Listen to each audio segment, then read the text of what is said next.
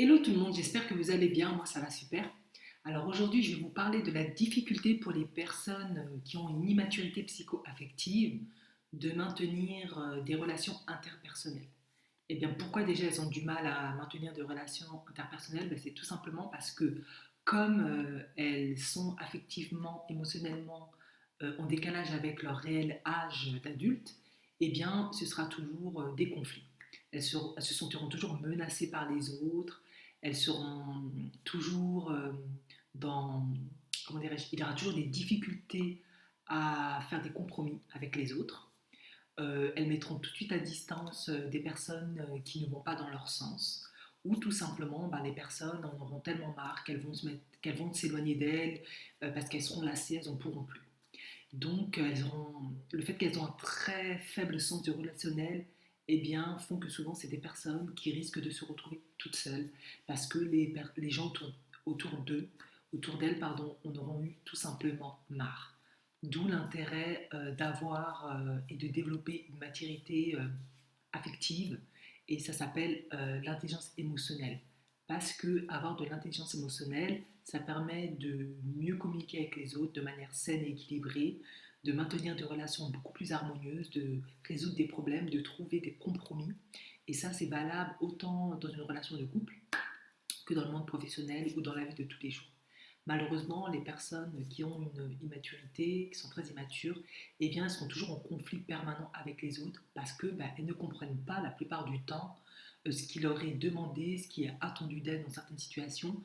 Elles auront toujours l'impression qu'on essaie de les blâmer, de leur faire des reproches, qu'on ne les accepte pas comme elles sont, parce qu'elles pensent tout simplement que c'est leur personnalité, parce que tout simplement elles ont des retards qu'elles n'ont pas pu rattraper ou et qu'elles n'ont pas enfin, elles n'ont pas pu prendre le train en marche au moment où il fallait prendre en marche, peut-être au moment dû à cause du système éducatif, où elles étaient peut-être trop gâtées, où elles ont été trop négligées, où elles ont fait face à des traumatismes ou à des chocs qui ont créé des retards vraiment sur le plan affectif. Voilà, donc les personnes immatures souvent ont beaucoup de mal à maintenir des relations. Ce sont des personnes qui divorceront souvent ou qui auront tendance à changer d'amis ou qui perdront très vite leurs amis. Elles maintiendront vraiment des relations extrêmement courtes parce que pour pouvoir maintenir des relations longues et profondes avec les gens autour de nous, il faut beaucoup plus être capable de porter, de prendre sur soi, d'être compréhensif, de, il faut beaucoup d'intelligence émotionnelle. Il ne faut pas être toujours dans le jugement ou toujours prendre tout à cœur. Alors, si vous me demandez est-ce qu'une personne qui a une immaturité psychoaffective, c'est une personne hypersensible, non, cela n'a strictement rien à voir. Effectivement, les personnes hypersensibles, parfois, elles ont des oscillations émotionnelles, mais ça c'est surtout dû au fait qu'elles ont beaucoup d'hyperactivité cérébrale. C'est des personnes qui ressentent les émotions un peu trop fort, qui ont beaucoup d'empathie et qui n'arrivent pas toujours à mettre des limites entre leurs émotions et ce qu'elles ressentent des autres. Donc c'est totalement différent.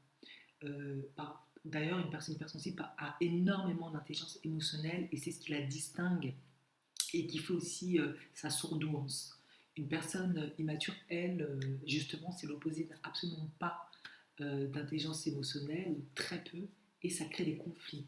La personne hypersensible, elle, justement, elle a une très grande capacité à cause de son empathie, de sa grande gentillesse, sa capacité à être à écouter, pardon.